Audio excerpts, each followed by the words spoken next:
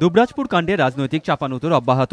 বৃহস্পতিবার দুপুর 2টো নাগাদ সিপিএম নেতা আনিসুর রহমানের নেতৃত্বে লোবা গ্রামে পৌঁছয় 6 সদস্যের বাম প্রতিনিধি দল। মঙ্গলবারের ঘটনা নিয়ে গ্রামবাসীদের সঙ্গে বেশ কিছুক্ষণ কথা বলেন তারা।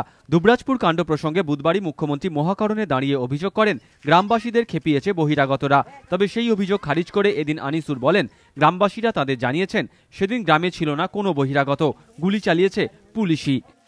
আমরা ক্যাটাগরি জিজ্ঞেস করেছিলাম যে 1 নম্বর এই ঘটনা আগে থেকে কেউ জানতো কিনা, ওরা বলেছে আমরা জানতাম না। সিপিএম বা কংগ্রেস বা বামপন্থীরা কেউ জানতো কিনা, ওরা বলেছে জানতো না।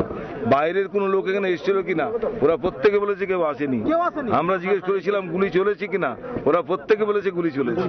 লোবা গ্রামে ও পরে সিউড়ি হাসপাতালে দুবরাজপুর কাণ্ডে আহতদের সঙ্গেও দেখা করেন বাম প্রতিনিধিরা।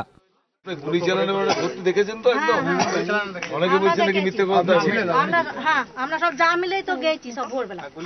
আপনারা সামনেই ছিলেন? হ্যাঁ, মহিলারা সামনেই ছিল? আমরা মহিলার সামনে আছি আর পুলিশের সামনে ছিল। হ্যাঁ, পুলিশের পক্ষ থেকে গুলি না লাগলে পায়ে লাগবে কোত্থেকে? বুঝতে পারছেন না যে কথা তো বলবে না। এই যে নিচে থেকে গুলিটা মেরেছে, এবারে কতগুলো পা আছে তার মধ্যে নিশ্চয়ই একজন না পায়ে লাগবেই নিশ্চয়ই, নাকি? গুলিটা মারলো বলে তো লাগলো।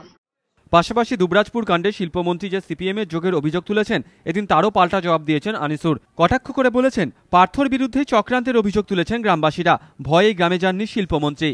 আমরা যখন চক্রান্তের কথা বলেছিলাম তখন ওরা বলে চক্রান্ত দূরে থাক, এসব চক্রান্ত যদি সামান্যতম কিছু হয়ে থাকে তো সেটা করেছে আমাদের পার্থবাবু।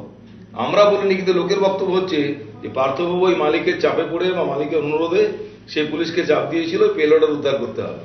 এই জন্য যদি কিছু চক্রান্ত থাকে তা পার্থবাবু করেছে, এটা হচ্ছে গ্রামের লোকের, সাধারণ লোকের বক্তব্য। শিল্পমন্ত্রীর মন্তব্য ঘিরে ইতিমধ্যে রাজনৈতিক মহলে সমালোচনা ঝড় উঠেছে। তবে গ্রামবাসীদের দাবির ভিত্তিতে যে মন্তব্য এদিন সিপিএম করল তার জবাব প্রশাসন কিভাবে দেয় সেদিকেই তাকিয়ে রাজনৈতিক পর্যবেক্ষকরা। গোপাল চট্টোপাধ্যায়, এবিপি আনন্দ, বীরভূম।